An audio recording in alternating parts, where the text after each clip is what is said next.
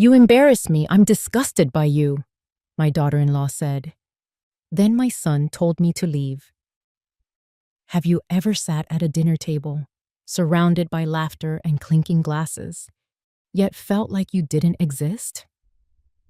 2 days before Thanksgiving, I stood in my own kitchen and realized I wasn't welcome in the home I had built.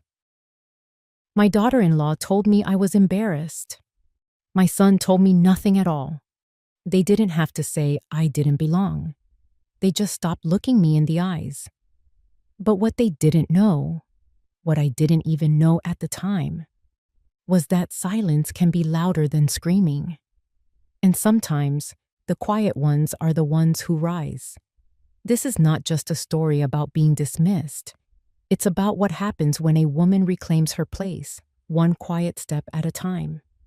So, if you believe no one deserves to grow old feeling invisible, subscribe and walk with me toward a world that honors the ones who gave us everything. My name is Maureen. I'm 79 years old, and for a long time, I believed love meant sacrifice, staying quiet, staying small, staying useful.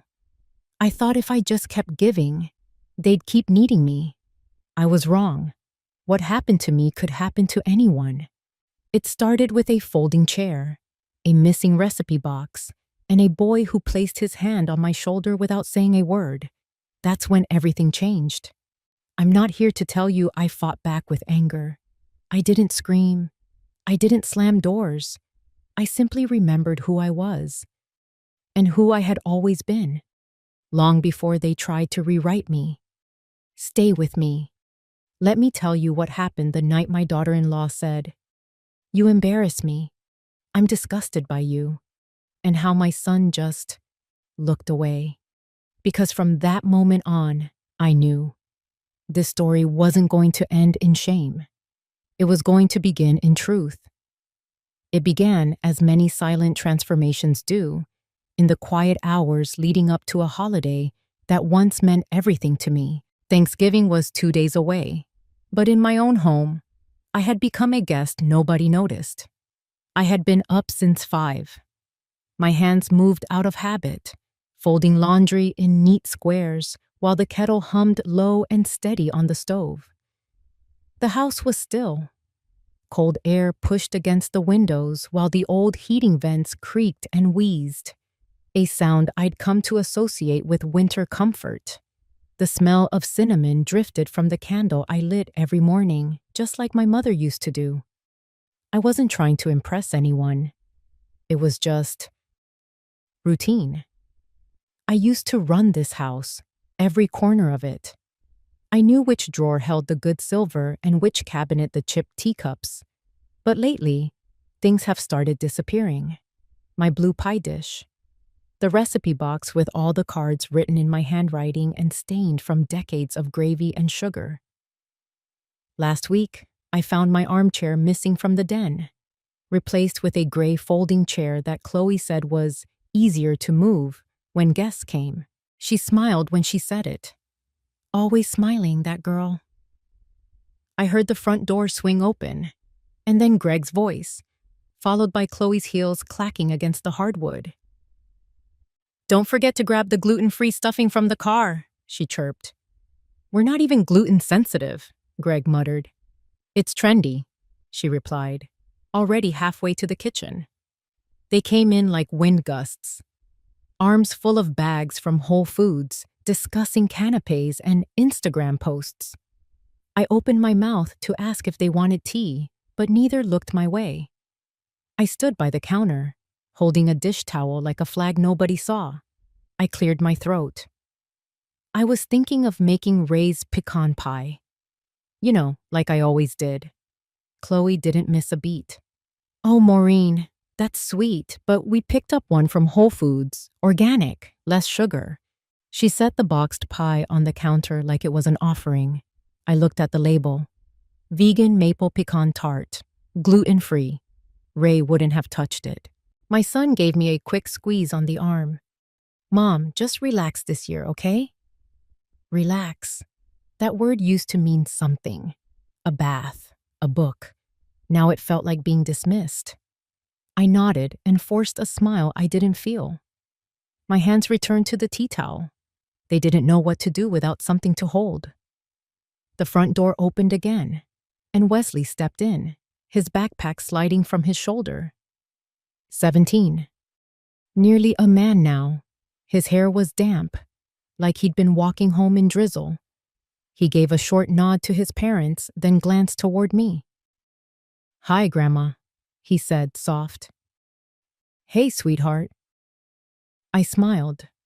The real kind this time. He lingered by the hallway, shifting his weight. Are you coming to the church dinner this year?" I hesitated. I wasn't sure I was invited.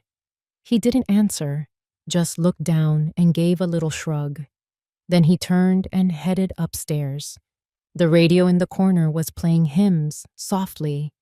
Something about coming home, about grace. I'd always liked that song.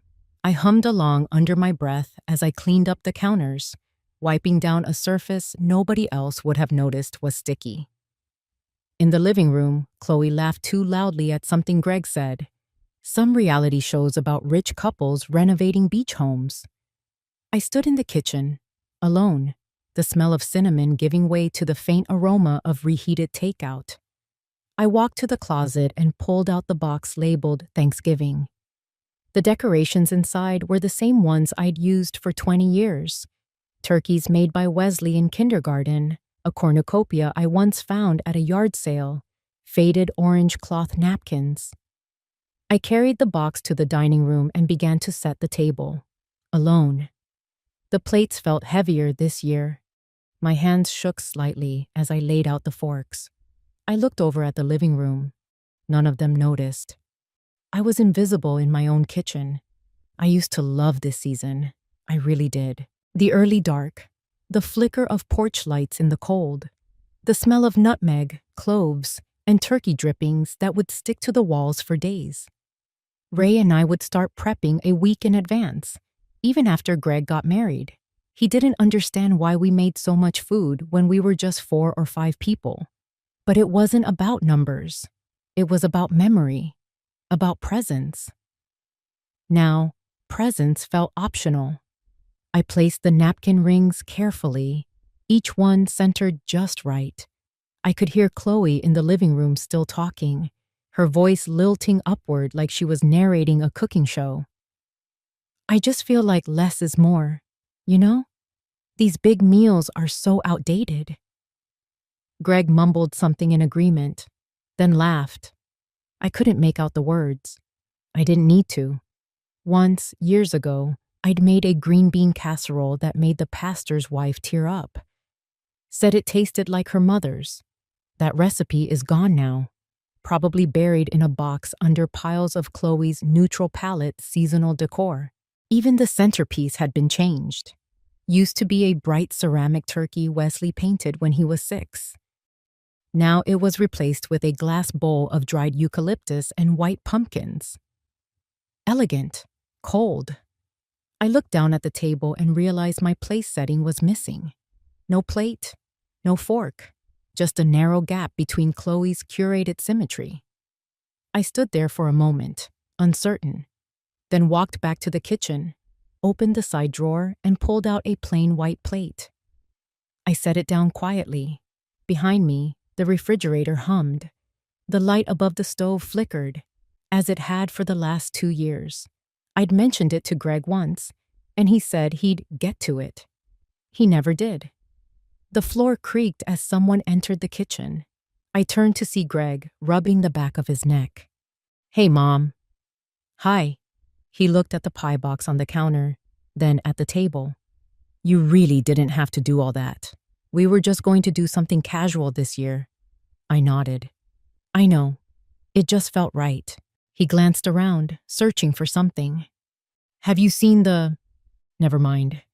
Chloe probably moved it." He started to leave, then paused. "Everything okay?" I wanted to say, "No, nothing is okay. I don't know where I belong anymore.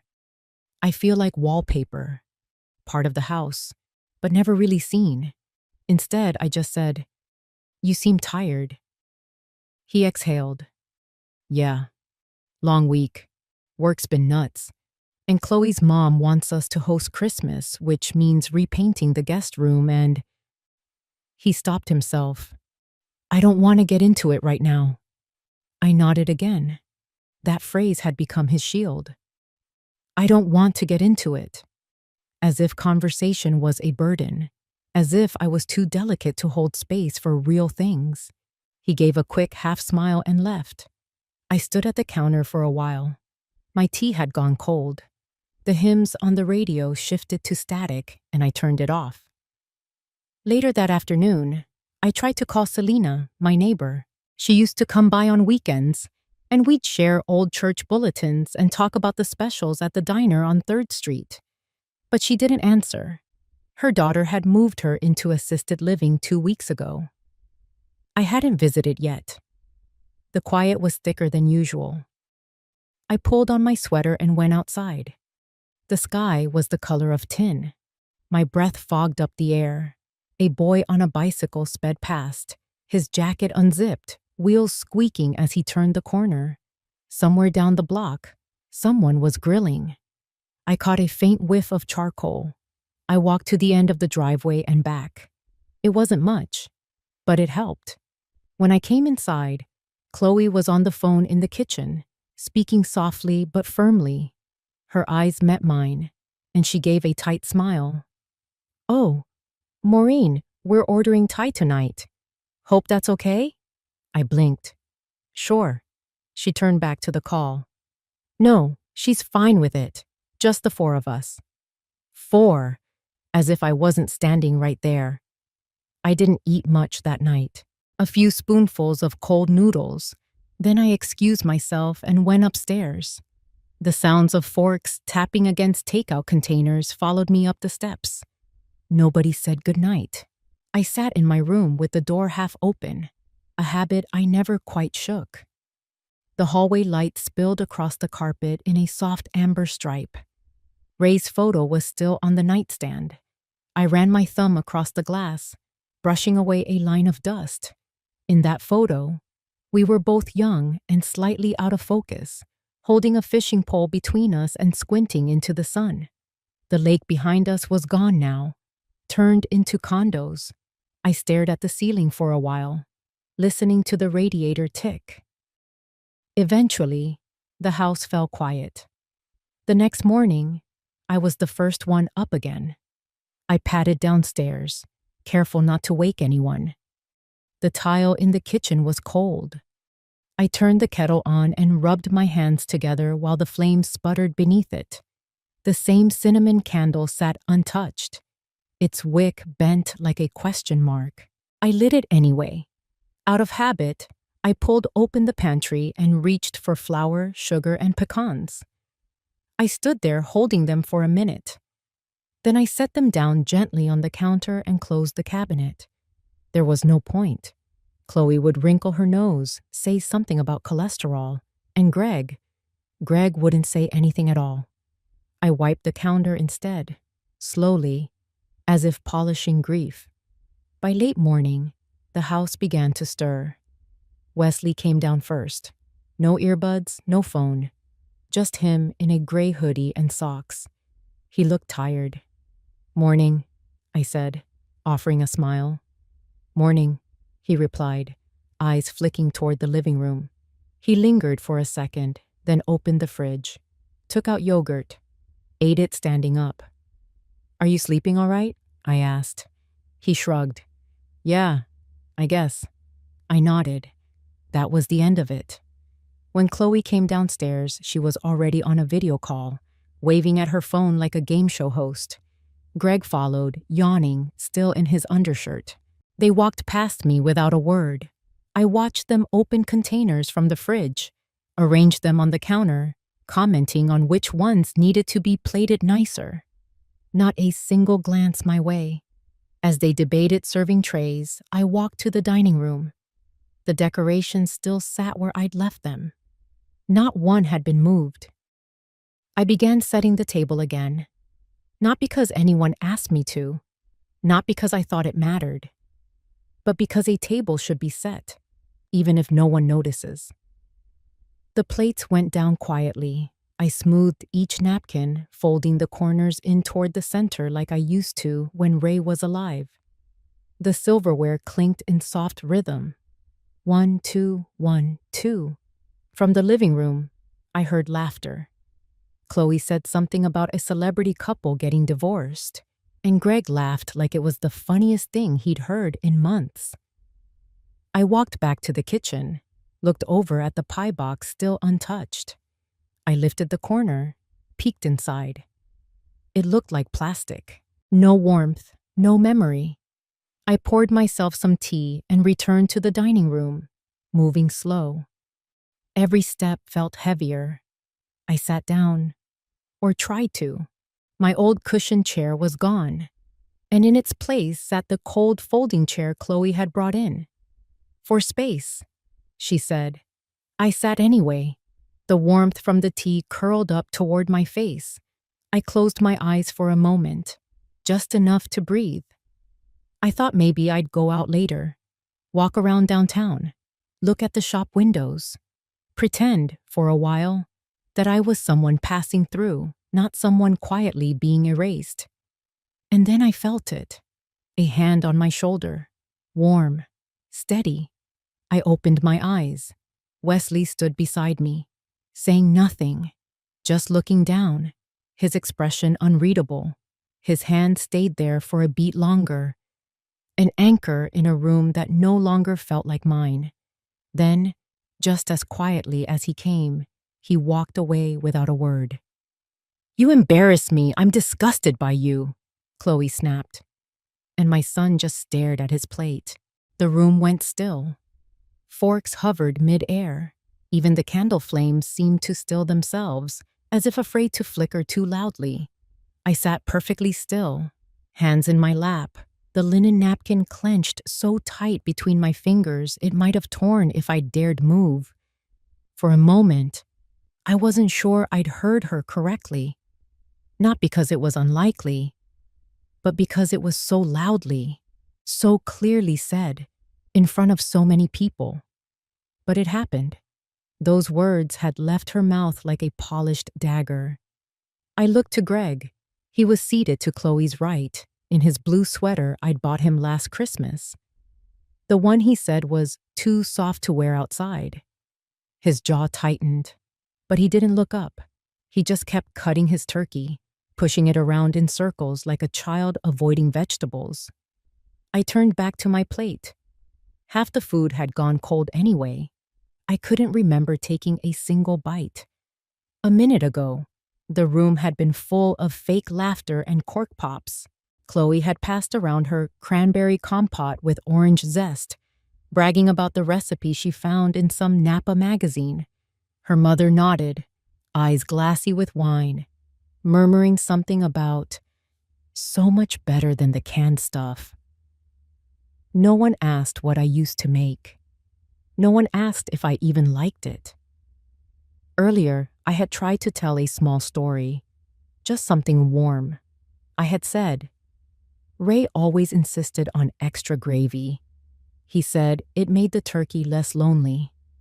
But I hadn't gotten the sentence out before Chloe interrupted with a loud, Speaking of loneliness, you should have seen the sommelier in Napa, absolutely dying to talk to us. Greg had to pretend he was my bodyguard. Laughter followed, quick and superficial.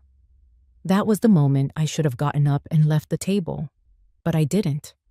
I smiled even, a small, tight smile that said, I know my place.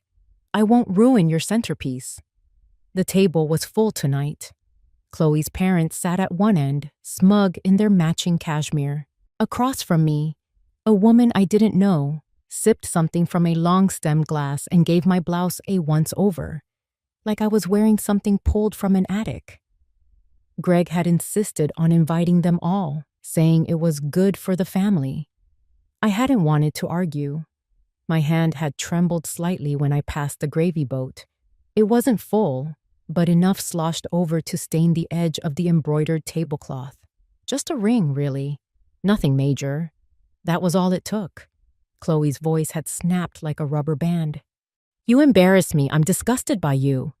And Greg, my own son, said nothing. Nobody moved at first.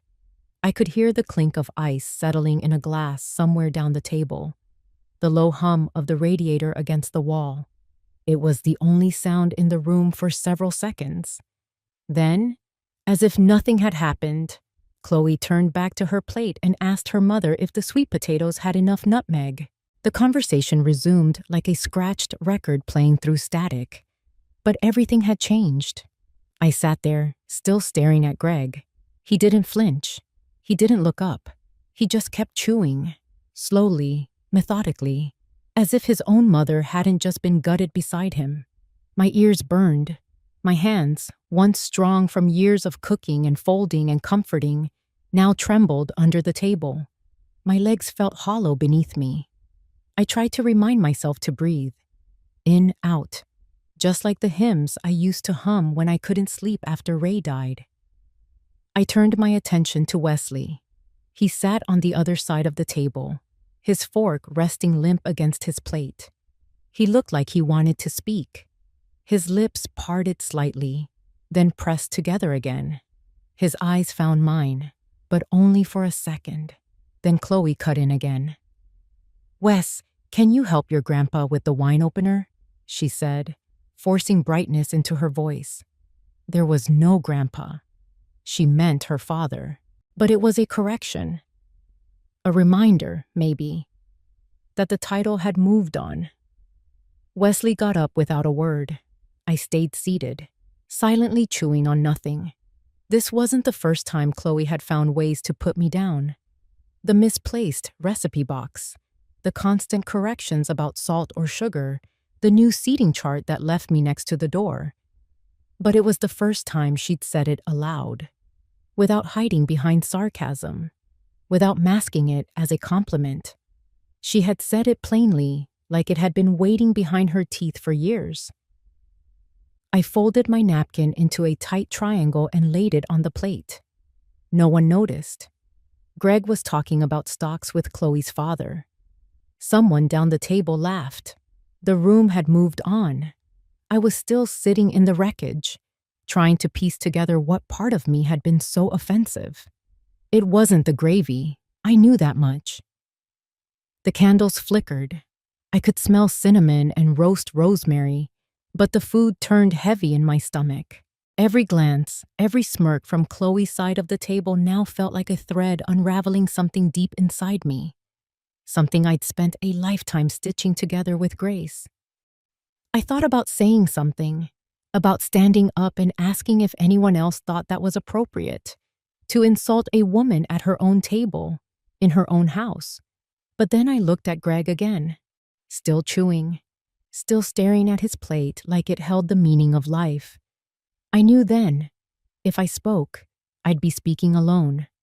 So instead, I stood. Slowly, quietly, I pushed the chair back an inch at a time, trying not to scrape the floor. A few heads turned, but no one said anything. I picked up my glass of water and carried it with both hands like it was something sacred. And I walked. The hallway was dim. I didn't bother turning on the light. I knew the way. Every floorboard here still remembered my steps, even if the people didn't. I passed the entry table where Ray used to leave his keys. His old fishing hat still hung by the door. Nobody touched it. Maybe they didn't even notice it was there anymore.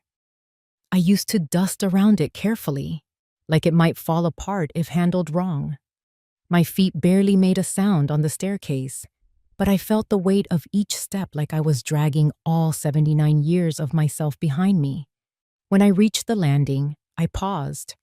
Below me, the dining room was still glowing, that warm golden light Chloe was so proud of. Her autumnal ambience, she called it. The clink of glassware, the lilting laughter of people who didn't ask if I was okay, who didn't even see me stand up. Greg's voice drifted up, calm and easy. Chloe, that dessert was perfect.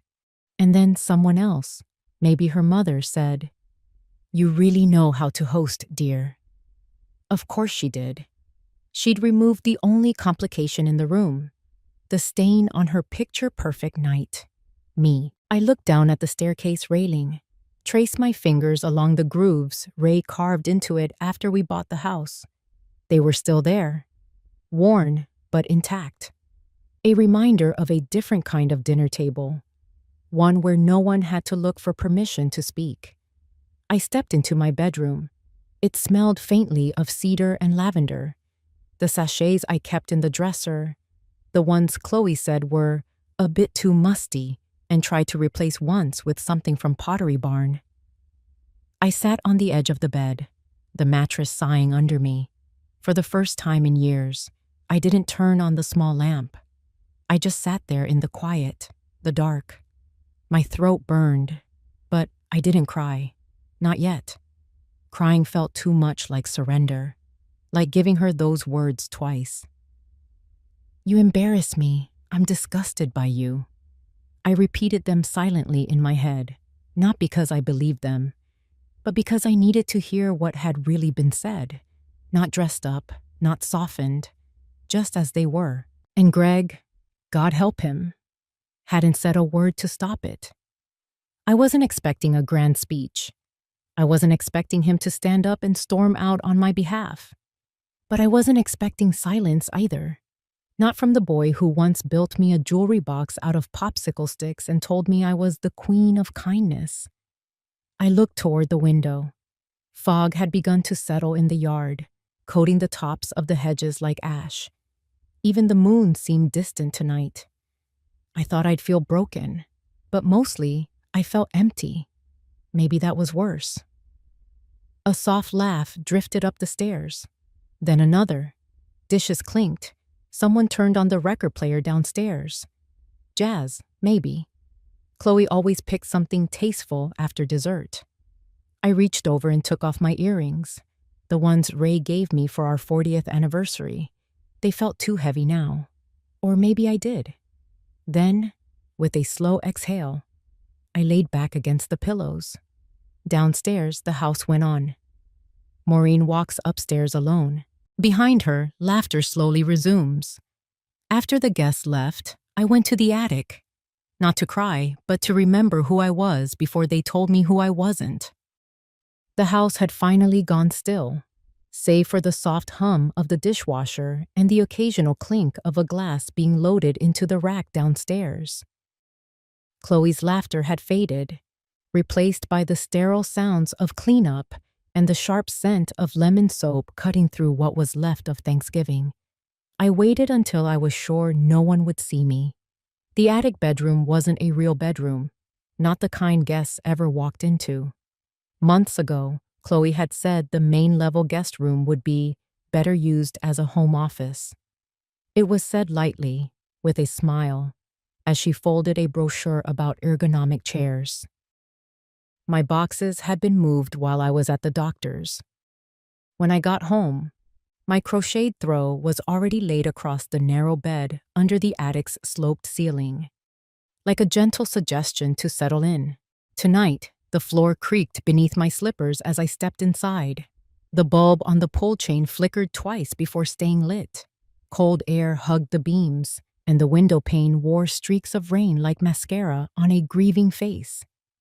I walked past the old steamer trunk I hadn't opened in years, past the baby quilt I'd sewn when Greg was born, still folded neatly in the cedar chest. Everything in here belonged to an earlier version of me, a woman who once had a seat at her own table. In the corner, the Thanksgiving tablecloth lay just where I'd left it, a deep burgundy cotton with golden stitching. I'd pulled it out 3 weeks ago, hoping someone would ask for it. Nobody did. So I hadn't brought it up again. I lifted it now, letting the creases unfold between my hands, and pressed it gently to my chest. And that's when I saw the cookie tin, round, faded green, once bright with dancing snowmen. It used to hold sugar cookies I made with Wesley every December, the kind you roll in powdered sugar before baking, the kind that left fingerprints of joy on a child's mouth. I hadn't used it in years. I knelt slowly, the cold biting through my knees even on the thin rug, and opened the lid. Inside, layers of folded napkins with candy cane prints, an old ticket stub to Wesley's first school play, the pressed maple leaf he'd once brought me with the words, "I picked it because it's old and beautiful like you." I smiled, aching. At the very bottom, beneath a cracked snow globe missing most of its water, lay an envelope. My name was written on the front, Grandma Maureen, in Wesley's handwriting. The slant of the letters looked deliberate, the loops too neat. It was the kind of careful penmanship a boy uses when he knows what he's saying might matter. And in the bottom corner, in smaller script, "Only if you ever feel like leaving." I stared at it, not because I didn't understand, but because part of me had been waiting for something like this, a sign that someone else still saw what was happening, that someone else, even just one, still believed I was more than an echo. My fingers trembled as I lifted the envelope. The air felt thinner suddenly, like my breath didn't quite belong here. I opened it. The letter was written in blue ink, the kind that bleeds slightly if you press too hard. And Wesley had. Each line carried the weight of his hand, his worry, his words. "Dear Grandma," it began. "I don't know if this is dumb or dramatic or whatever, but I wanted to say something just in case." I swallowed hard. "I've noticed how things are. I mean, the way Chloe talks to you. I hate it. But I never know what to do. Every time I try to speak up, it feels like the air gets sucked out of the room, like she dares me to pick a side. And Dad just shuts down." And I could see him writing it, probably in his room late at night, his door barely cracked open, maybe while the house was quiet. Or maybe after another small silence that had cut too deep. "I tried texting you a few times after school," the letter went on. "But Chloe said she had to clean up our family group chat. She said it was getting cluttered. I didn't think much about it until I noticed your replies weren't showing up anymore." So that explained the strange gaps. The unanswered messages I had assumed were just forgotten. They hadn't been. They'd been erased. My chest tightened. "I think she's deleting our texts," Wesley continued. "I tried showing Dad, but he told me not to stir things up. He said you're just sensitive lately." The paper quivered in my hands. My throat ached with a quiet grief that didn't come from death, but from being erased while still alive. "I just want you to know I see it," he wrote. "I see you. I see how much you do and how no one says thank you anymore. I'm sorry I don't know how to fix it. I'm just a kid. But I wanted you to have this, in case one day you think no one notices." There was a small space. Then, as if he had second-guessed how bold he'd been, he added, "Please don't disappear. You're the only one who still looks at me like I'm more than just someone they're trying to shape. Please don't give up on me." I read it again and again. By the third time, my hands were shaking too hard to hold the page steady. I pressed it to my chest, right over the place that had gone hollow earlier that evening. He had seen it. He had seen me. Not as the fragile old woman they tried to frame with politeness and folding chairs, but as someone whose presence mattered. Someone who had once meant enough for a boy to tuck a letter away, just in case. It was the quietest form of rescue I had ever known. The kind that doesn't shout, doesn't save, just reminds you you're still alive. I sat there on the attic floor, surrounded by cookie tins and dusty linens, an air that hadn't been breathed in properly for months, and I cried, not out of weakness, but because that letter had pulled something back into my chest that I thought I'd lost, something like dignity, something like will. I stood up slowly, the letter still in my hand. The cold floor creaked beneath me like an old song, and I knew what I needed to do. I folded the letter carefully and placed it back in the envelope, slipping it into my cardigan pocket like it was something holy. Downstairs, the house creaked as the heater kicked in. I could hear the muffled sounds of the television, canned laughter, a commercial, then Chloe's voice, sharp and amused, floating up through the vents. She was always so careful with her words around others, until she wasn't, until the mask slipped and what she really thought of me came pouring out.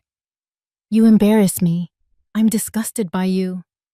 That voice still rang in my head like the clatter of dropped silverware. But now, another voice spoke louder. Wesley's letter had pulled me from the shadows they kept pushing me into. It wasn't that everything was suddenly better. It wasn't. But I wasn't invisible. Not to him. Not to myself. I stood in front of the small mirror nailed crooked to the attic wall. The woman staring back wasn't who they thought I was. She was older, yes. Slower, softer around the edges. But she was also the woman who had held Greg through 2 fevers in 1 week. The woman who had baked over 1,000 cookies with her grandson. The woman who had folded napkins into swans for Thanksgiving tables no one asked her to decorate anymore. That woman hadn't disappeared. She'd just been boxed up like the linens, stored away, politely ignored. No more. I opened the small closet and pulled out my heaviest coat. Navy wool with big brass buttons. The one I wore to my husband's funeral. The one that made me feel like I still had shape, structure. I slid it on and felt its weight settle on my shoulders like armor.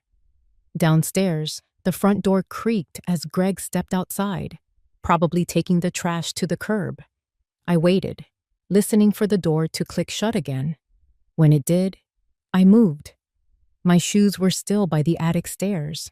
I slipped them on and tied the laces with fingers that no longer trembled. I didn't look back at the attic. I didn't need to. I moved down the hallway, careful on the old wooden boards, my coat rustling softly. Wesley's letter pressed against my side like a secret heartbeat. When I reached the front hall, I paused. There were voices in the kitchen. Chloe's laugh, Greg's low, uncertain replies, a clink of glass, a match being struck for another candle. They didn't hear me. I opened the door. The cold slapped my cheeks, bracing and clean. Fog drifted in tendrils across the yard, the porch light casting long shadows onto the steps. I pulled the coat tighter around me. There was no plan, no suitcase, no confrontation, just this. A woman choosing to step into the night rather than sit at a table where she wasn't wanted. A woman holding on to the one voice that still reached her in the dark. I stepped off the porch and began walking down the sidewalk. The street was silent. A neighbor's jack-o'-lantern still sat by their driveway, its grin soft and collapsing. The wind carried the faintest scent of pine and fireplace smoke. I wasn't running away. I was going toward something. And that something, I realized as the cold bit at my cheeks, wasn't a destination on a map, but a connection I hadn't sought in far too long. The night was bitter, but somewhere a warm hearth awaited. That night, I slept in Tamara's guest room with a borrowed blanket and the sound of wind in the chimney. And by morning, the smell of cinnamon told me I hadn't imagined her kindness. The wind howled down Haywood Road that morning, but Tamara's kitchen smelled like cinnamon and second chances. I hadn't planned where I was going. I just walked until my legs hurt and my fingers felt like glass. But when I saw the little white cottage at the end of the lane, the one with the crooked wind chime and the blue shutters that needed repainting, I knew exactly whose house it was. Tamara Mosley had always been the kind of woman who didn't knock before entering. She came in the side door, wiped her feet, and brought truth with her, whether you wanted it or not. We'd known each other for nearly 50 years, since we met at a local PTA meeting back when we still thought casseroles and carpool lanes would save the world. We hadn't talked much in recent months, not since Greg and Chloe started closing the circle tighter, making visitors feel like intruders. But I knew she'd open the door. And she did. She didn't say anything at first, just pulled me inside, took one look at my soaked coat, and said, Jesus, Maureen, you'll freeze your bones clean off. She guided me toward the kitchen like I was a child who'd wandered home after getting lost at the fair. The warmth hit me first, then the smell. Nutmeg, cinnamon, something buttery and golden baking in the oven. Tamara's kitchen hadn't changed in decades. Same chipped tile, same row of mismatched mugs, same radio on top of the fridge playing soft gospel like a heartbeat you could hum to. She handed me a towel. Sit. I did. We didn't talk for a while. She poured tea, set a slice of pie in front of me. Sweet potato, I think, with a crust that flaked at the edges and melted into the plate like it knew its job was to comfort. I hadn't realized how hungry I was until I took the first bite. Or how empty I'd been feeling until her silence filled the room with something that felt like safety. She didn't ask what happened. She didn't have to. Tamara was the kind of friend who knew when the truth wasn't ready to be spoken yet. So she let me eat. Let me wrap my fingers around the hot mug. Let me stare at the wall of faded family photos. None of them mine, and yet somehow familiar. Smiling cousins, fishing trips, a Thanksgiving from the 90s with a turkey so dry it needed prayer. The wind shook the windows. Rain tapped the glass like a restless visitor who didn't know when to leave. But inside, it was still. I didn't cry. Not then. I just breathed. When I looked up, Tamara was watching me with eyes sharp as ever. "They don't see you," she said, her voice low, like she was talking to a confession booth. "But I do. And I'm not the only one." I didn't say anything, not because I didn't believe her, but because I was afraid if I opened my mouth, all the grief would come pouring out. Too loud, too raw. And Tamara's kitchen didn't deserve that kind of mess. She stood, wiping her hands on the front of her apron. A faded floral thing she probably bought before Reagan left office. Then she turned back to the counter and cut herself a slice of pie. For a moment, we ate in parallel silence, like old soldiers returning from different battles but sharing the same scars. "You know Chloe didn't invent this," Tamara finally said, slicing through the quiet like a warm knife. "She's done it before. To Selena Ortega. You remember Selena, don't you?" Of course I did. Selena used to help run the charity booth with us every December at the downtown church fair. Big-hearted, a little scatterbrained, always wore glittery sweaters even when it wasn't Christmas. She disappeared from our circle about 4 years ago. Tamara had said she moved closer to her daughter, but it had never felt like the full story. "Chloe made her feel small," Tamara continued. "Started quietly. Eye rolls, comments about being out of touch. Then it was side remarks to Greg, planting doubts. Eventually, Selena just stopped coming around. Said it was too much trouble. I didn't believe her then. I sure as hell don't now." I sat back in the chair, the vinyl creaking beneath me. "You think she's doing the same to me?" Tamara didn't blink. "I know she is. But here's the difference, Maureen. Selena thought being quiet would protect her. You've already seen that silence is their weapon, not yours." Her words landed with a thud in my chest. Not sharp, but heavy, like a truth I'd carried so long I forgot it wasn't mine to bear. I looked out the window. The rain had slowed to a drizzle. Fog drifted low through the trees.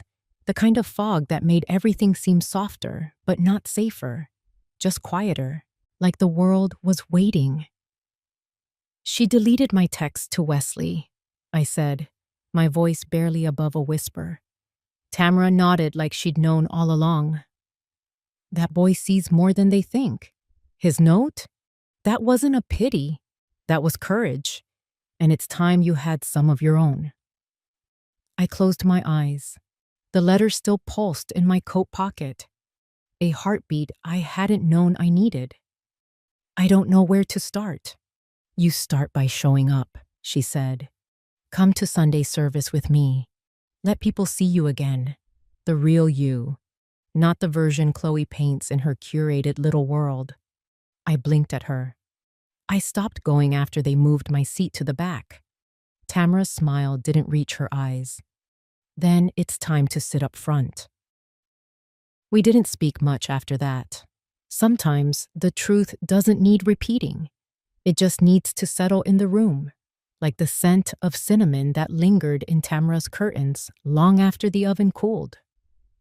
I helped her wash the dishes. She handed me the towel like old times, and we moved in rhythm. Two women who'd seen decades fold and unfold, who'd buried husbands, raised sons, and learned how silence could bruise just as deeply as words. Tamara had no children of her own, but she'd mothered half the neighborhood at one point or another, and today she was mothering me. Not with pity, but with presence. When I stood to leave, the rain had stopped completely. The clouds broke in uneven strips, letting slivers of pale morning light touch the gravel path outside her front door. My shoes were still damp, and I felt the cold in my knees, but there was something else under my skin now. Something steadier. Tamara grabbed her coat from the hook. Wait. She walked over to the cluttered drawer near the back door. The one where she kept paper clips, expired coupons, and the spare keys to every neighbor's house. She rifled through a stack of old envelopes and pulled out a folded piece of paper. No envelope, just creases so deep you could tell it had been handled, unfolded, reread. She pressed it into my hand. Names. I looked at her confused. Women, she said softly. Women like you, like Selena. Women Chloe's run over with that shiny smile and those careful lies. I didn't think it was my business before. I was wrong. My fingers gripped the paper, the edges soft from time and care. I didn't open it. Not yet. Tamara stepped back, studying me like she was seeing something form behind my eyes. I don't know what you'll do, but I know you'll do it differently now. And when you do, you won't be alone. I nodded, not a big nod, just enough to say I heard her. And that maybe, for the first time in a long while, I was hearing myself too. I walked out the door with the paper in my coat pocket, warm from her hand. The fog had lifted, my breath still clouded in the cold air, but my steps felt firmer, like I was stepping into something solid. It wasn't revenge I was after. It was return. Return to myself, to the truth, to the parts of me they had no right to edit.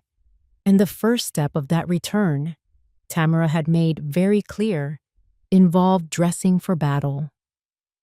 I hadn't worn that lavender coat in 7 years. Not since the day Chloe told me I looked like I was trying too hard.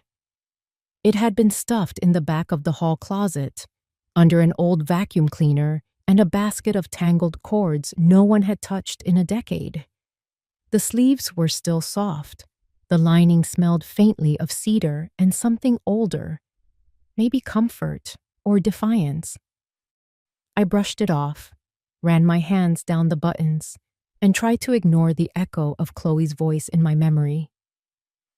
If you're going to be invisible, Tamara had said, might as well haunt them while you're at it. So I zipped the coat, tied my scarf, and walked out into the crisp Sunday air, letting the maple leaves catch in my curls and the wind tug at my breath. Tamara was already waiting by the corner, her gray knit hat pulled low, a thermos of peppermint tea in her hand. She didn't say anything, just handed me the warm metal and nodded toward the church down the block. First Light Baptist sat at the bend of Haywood Road, its steeple modest but the welcome mat generous. I hadn't walked through its doors since the year Greg stopped calling me every Sunday, since Chloe had started inviting the pastor's wife to brunch, without me. But the church hadn't changed much. The same hymn board hung above the pulpit, the same wood-paneled walls with peeling corners. The foyer smelled like lemon oil and bulletin paper. I caught a glimpse of the stained glass windows, and something in me softened, even if just for a breath. The moment we stepped into the sanctuary, the whispering started. Not loud, just the kind that prickles the back of your neck. A shift in posture, a smile that doesn't quite reach the eyes, a few turned heads, a tap on a neighbor's arm. I saw Mrs. Penfield, who once sent me rhubarb jam every winter. She looked right through me. Tamara pressed her shoulder lightly against mine. "Let them look," she muttered. We took a pew 3 rows from the front. I didn't expect Chloe and Greg to show up. They were the kind of people who preferred sleek, televised sermons or holiday drop-ins. But just after the first hymn, I heard the click of heels and saw Chloe's curated smile float down the aisle. She saw me, stopped, blinked. Tamara raised an eyebrow in amusement. I stayed still. Greg followed, his face unreadable. They slid into a pew behind us, and I could feel the air tighten between our backs. During the announcements, Pastor Raymond's voice still had that creaky warmth, like an old rocking chair you forgot how much you missed. He talked about the spring committee forming soon, about the women's candlelight service next week. My hands rested quietly on my lap, but my heart beat hard enough that I thought someone nearby could hear it. Then came fellowship hour. People stood, murmured, hugged, or awkwardly shook hands, depending on how long they'd been away. I was about to slip out the side when a voice called softly, "Maureen?" I turned. The woman had aged, but I recognized her. Selena Ortega. Her hair was shorter now, her frame smaller, but her eyes, they held something that reached into me like a shared wound. "I wasn't sure it was really you," she said, her voice warm, trembly. "I didn't think you'd still be here," I replied. "Oh, I left, but I came back. Eventually, when I could breathe again." We stood there, surrounded by chatter and coffee and laughter, but between us, a different kind of conversation unfolded, one without many words. "She did it to me too," Selena said, barely a whisper. Chloe, the smiling exclusion, the way she rewrote stories about me until my son didn't know who I was anymore. My lips parted, but no sound came, just a dry breath. "She's charming," Selena continued. "She never screams, just edits. And people believe the cleaner version." Behind her, I saw Pastor Raymond pause nearby with his mug. He caught just enough of our exchange to frown thoughtfully, then glance at me with something resembling recognition. Then my phone vibrated. A short buzz. A message from Wesley lit up the screen. "I see you. I'm proud." The text from Wesley lingered on the screen, and for a moment, I forgot how to breathe. I read it twice, then a third time. "I see you. I'm proud." It wasn't flowery or dramatic, but it steadied something in me that had been wobbling for far too long. I put the phone away slowly, like it was something sacred. Tamara found me by the hallway water cooler, her face unreadable but always aware. "Good?" she asked it. I nodded. Getting there, we sat in the last few folding chairs during coffee hour, balancing paper plates of banana bread and lukewarm decaf. Greg stood across the room talking to the church treasurer, but Chloe's eyes never left us. A flickering stare, half curious, half calculating. I watched her scan Selena, then me, and something behind her smile cracked ever so slightly. Tamara leaned in, her voice barely a thread. "She's trying to figure out what we're saying, what we know, who we still are. She always assumes no one remembers," I murmured back. "Funny thing about shame," Tamara said, sipping her coffee. "It only works when no one names it." Before I could respond, Pastor Raymond made his way to our table. He was holding a clipboard, the kind with doodled hearts in the margins from the youth choir. "Maureen, he said kindly. We're starting to plan for the spring renewal committee. Decorating, care baskets, music rotation, all the fun, mildly exhausting things. He chuckled. Would you like to be part of it again? My mouth went dry. I haven't helped since. I know, and that's why I'm asking. His eyes were steady, not pitying. The door was never closed from our side. I blinked. For a moment, I thought I might cry, but instead I just nodded. Yes, I'd like that. When he left, Tamara gave a small grin. You're not invisible anymore, sweetheart. No, I said softly. I'm not. But peace is rarely allowed to linger long in the presence of the guilty. Chloe cornered me near the coat rack just before we were about to leave. Her heels clicked against the linoleum like punctuation marks to a sentence I didn't want to hear. What are you doing here? She hissed, smile still glued on in case someone walked by. You haven't shown up in years. I know, I said. I used to think I wasn't welcome. She scoffed. This isn't about you. No, I replied. But I belong. That's enough. It wasn't loud. It wasn't triumphant. But something in her froze. Maybe it was the calm in my voice, or the fact that Tamara had stepped just close enough behind me to make her realize she wasn't in control of the moment anymore. Chloe opened her mouth, but nothing came out. Then she straightened her blouse and walked past me like I was furniture. As I pulled on my lavender coat and zipped it up, I felt Tamara's eyes on me. Well, she said, look at that. Look at what? I asked yet, brushing lint from my sleeve. She blinked first. We stepped into the chilly air, the sound of church bells echoing down the block. The congregation spilled out behind us, laughter and chatter rising into the sky. But I walked slowly, savoring each step like it was reclaiming square footage of myself.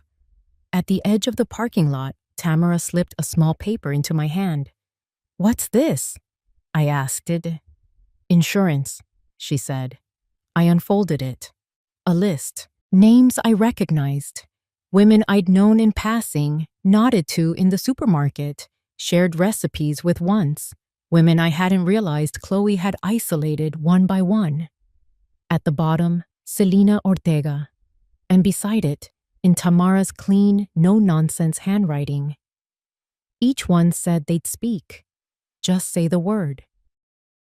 The hallway behind the sanctuary smelled of old hymnals and lemon polish, the kind of scent that clung to church sweaters and long-ago memories. I stepped into it alone, needing a moment of quiet before we left. That's when I heard the click of heels behind me. Chloe's voice came low but sharp. What are you doing here? I turned slowly. She was standing stiffly near the coat rack, one manicured hand clutching her purse like it was armor. Her lips were tight, her eyes scanning the empty corridor to make sure no one else heard. I thought we agreed you'd step back, she hissed, still keeping her tone sweet enough for church walls. That you'd let us move forward. I studied her for a long breath. The lavender coat I wore felt heavier now, not from shame, but from history. I nearly burned it once. Now, I was glad I hadn't. I belong, I said simply. That's enough. She blinked once. A flicker of something crossed her face. Not quite fear, not quite confusion, but the discomfort of someone realizing their lines no longer land. Then she scoffed softly. You've always been dramatic. No, I replied. I've always been quiet. That's not the same thing. Chloe's shoulders straightened, and just as quickly she turned and walked away, heels echoing too loudly in the empty hallway. When I stepped back into the main vestibule, the air was warmer again. Tamara was waiting by the side door, hands tucked into her thick knitted gloves, smiling patiently and knowing. Well, she asked. She's not sure what to do with me anymore, I said, tugging my coat closed. I think that's a good thing. Tamara nodded once, satisfied. As we stepped outside into the bright cold, the wind carried the scent of wood smoke and wet leaves. The world had shifted a little, just enough to notice. We walked side by side, our steps slow and steady. I hadn't noticed how many red maple leaves still clung to the branches above. They fluttered like warnings, or maybe promises. Brittle, but not broken. Tamara paused just before we reached the sidewalk. Her voice dropped just low enough to be heard over the rustling trees. Next Sunday is the women's candle service, she said. Are you ready to be seen again? Her question hung in the chilly air, a promise of a new beginning. But before I could fully step into that light, there was one more piece of my past I needed to reclaim. A final farewell to the place where my quiet struggle had begun. I didn't leave their house that night because I was ashamed. I left because I finally remembered who built the foundation. The front steps creaked the same way they had for decades, but this time, I didn't pause at the threshold. I rang the doorbell, not out of politeness, but because it wasn't mine to walk into anymore. Greg opened the door, blinking like I had startled him. Hey, Mom, he said, voice half stuck in his throat. His hair was a little thinner, his eyes a little softer than I remembered. He stepped aside. The baking dish, I said, keeping my voice even. It's still here, right? Yeah, of course. It's in the kitchen. He scratched the back of his neck, then moved ahead of me, like he wasn't sure if he should lead or follow. The house smelled like lemon cleaner and tension, not the buttery warmth of cinnamon or roast chicken, just sterile. Chloe stood by the window, arms folded, a cardigan tight across her shoulders though it wasn't cold. She turned when she saw me, then didn't say a word. No smile, no nod, just silence, sharp enough to cut through. I didn't look away, not anymore. Wesley's upstairs, I think, Greg offered, like that might smooth something over. Packing. I nodded and walked into the kitchen. The dish was there on the counter, wrapped in foil. The one I used every Easter, every Christmas, every birthday casserole. It was plain, heavy, old, my mother's before it was mine. Somehow, it had survived where other things hadn't. I picked it up and turned to leave. You don't have to rush off, Greg said. We're making dinner. Chloe got takeout from that Thai place you used to like. I let out a quiet breath through my nose. That's kind of you, but I have guests waiting. He opened his mouth, then shut it.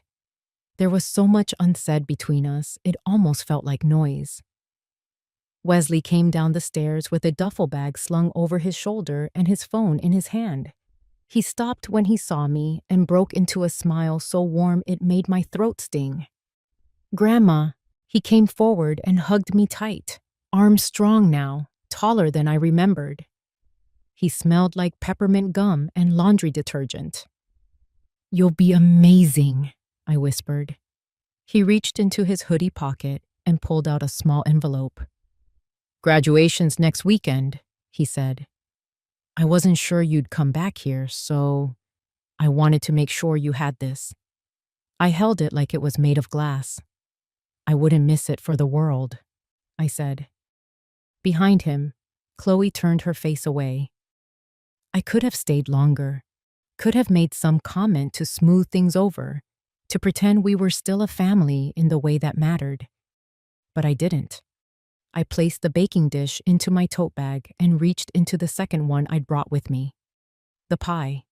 Same crust, same filling, same care. The one Chloe had laughed at, called old-fashioned. The one Wesley always asked for. I set it on the counter gently. No hard feelings, I said. But my voice didn't offer apology. It offered peace. Greg looked down at the pie, then at me. You made this. For my guests, I said, then added, but it travels well." Neither of them spoke again as I walked to the door. When I opened it, spring hit me like a bomb. Tulips bloomed along the edges of the front walk. The wind was gentle, coaxing petals from the cherry tree like confetti. Tamara sat behind the wheel of her old Lincoln, window rolled down, sunglasses on despite the clouds. In the back seat, Selena waved, a book in her lap. I didn't look back, but I felt it. Their eyes behind me, the weight of everything we didn't fix. And still, it didn't stick to me like it used to. Not anymore. I slid into the front seat, gripping the edge of my tote bag as the door clicked shut beside me. Tamara didn't say anything at first. She just reached over and turned on the radio, soft gospel filling the silence between us. Selena leaned forward from the back seat, her voice gentle. "Was it strange being back?" I nodded. Not strange, familiar in all the wrong ways. The car pulled away from the curb, tires crunching softly over gravel and pollen-dusted asphalt. I watched the house shrink in the rearview mirror, not as a wound, but as a closed chapter. Selena sat back, folding her hands in her lap. "You know, Chloe tried to warn my daughter I was unstable, said I needed distance to heal. All it did was leave me sitting alone every Sunday with no explanation." "I'm sorry," I said. She smiled. "Don't be. I see it now. And so does she." We drove in a comfortable quiet, the kind that comes only after all the noise has settled, the kind you earn. When we got to my new place, a rented cottage tucked behind a row of sugar maples, Tamara helped carry the pie and the dish inside. The kitchen smelled like fresh tulips and lemon oil. Not because I was trying to impress anyone, but because I liked it that way. I set the dish on the counter and slid the pie onto the rack to cool. "Mother's Circle is next Sunday," Tamara reminded me, sipping her tea without ceremony. "You're still speaking, right?" I hesitated, my fingers trailing across the edge of the countertop. "I don't know what I'm going to say yet." "Doesn't matter," she said. "You just have to stand there." Selena looked up. "We'll be in the front row." And I believed them. That night, after they left, I stood at my front window and watched the sky darken. The tulips outside glowed faintly under the porch light, petals closed like resting hands. I thought of all the times I had been quiet to keep the peace, to keep the house, to keep the image of a family intact. Not anymore. This house wasn't big. It didn't have polished floors or curated centerpieces. But it had my books, my blankets, my breath. It didn't apologize for what it wasn't. And neither did I. The following Sunday, the church foyer buzzed with gentle chatter and the scent of potluck casseroles. Women passed candles down the pews, each flame lit from the one before it, like truths finally being named out loud. I stood near the podium, holding my folded note in my hand. My name was written in careful script on the program. Maureen Whitmore, Reflection. Funny how something so simple could carry so much weight. Pastor Raymond gave a warm introduction, then stepped back, nodding for me to begin. I didn't need the note. I walked to the mic, the wooden floor creaking softly beneath my steps. Faces turned, some familiar, some new. Chloe was not among them. Greg wasn't either. But I saw Wesley near the back, arms crossed, head high. I cleared my throat. "This isn't about what was taken from me," I began, voice steady. "It's about what I chose to carry forward." No one spoke. No one needed to. I looked out at the candles flickering in careful hands, at Selena, at Tamara, at myself, reflected faintly in the stained glass behind the altar. I spoke for 3 minutes, no more. I spoke of pie crust and silence, of names erased from group texts, of folding chairs where dining seats used to be. And I spoke of coming back, not in anger, but in truth. When I stepped down, they didn't clap. They stood. And that was more than enough. The journey hadn't been easy, nor was it truly over. But that day, something profound shifted, not just in the room, but within me, echoing a lesson I would carry forward. I used to think that staying quiet was the best way to keep peace, but that silence slowly made me disappear inside my own family. It wasn't until I read my grandson's letter, shared a pie with an old friend, and put on the coat I was once mocked for, that I finally understood. If you don't value yourself, even those closest to you can forget how to. Kindness isn't always appreciated, but self-respect should never be surrendered. If this story touched you, consider passing it along to someone who might need a quiet reminder that they still matter.